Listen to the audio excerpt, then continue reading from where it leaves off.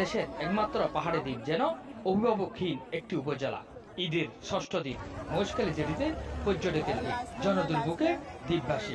ঘাটে নোঙ্গর করা একাধিক স্পিডবোট, সারিবদ্ধভাবে দেখা মিললেও নিচ্ছেন না যাত্রী।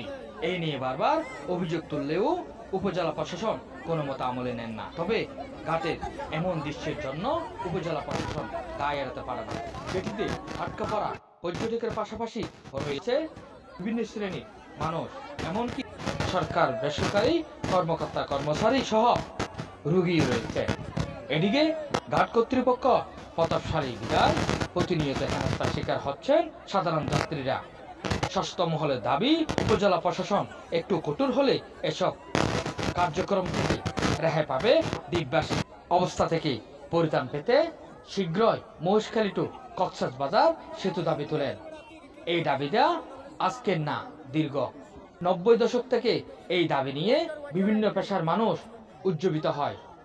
সবাই আশ্বাস দিলেও কাজের কাজ কিছু হচ্ছে না। Desk report, coastal 24।